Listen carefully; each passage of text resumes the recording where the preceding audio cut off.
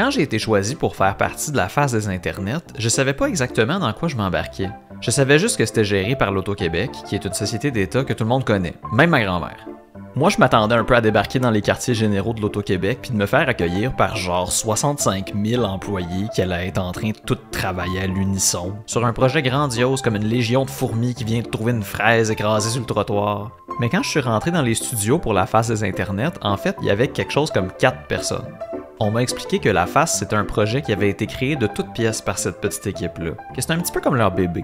Le plus fou, ça a été de voir tout ça en action. Moi, j'ai pu voir à chaque diffusion ces 4 ou 5 personnes-là se coordonner pour exécuter tout un show qu'ils avaient préparé d'avance. Des fois, il y avait un peu d'aide de la part de quelques autres personnes, mais la majorité du temps, on les regardait gérer l'image, le son, l'espace dans le studio, les cue cards, les enchaînements de scène, les déplacements des invités, les champions qui s'enfargent d'un fil, le tapis sur lequel il fallait jamais marcher, les invasions d'extraterrestres, puis le chat sur Twitch, tout ça en même temps.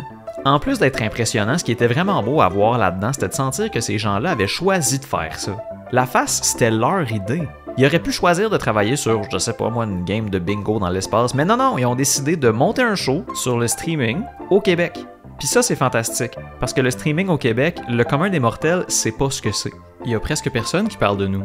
Puis les gens de la face des internets, ils ont voulu nous donner une plateforme, un super beau show et plein de petites et de grosses surprises, juste parce qu'ils croyaient en ce qu'on fait. C'est des artistes qui ont choisi de supporter d'autres artistes et de nous donner une super belle opportunité, tout ça en travaillant super fort pour la réaliser.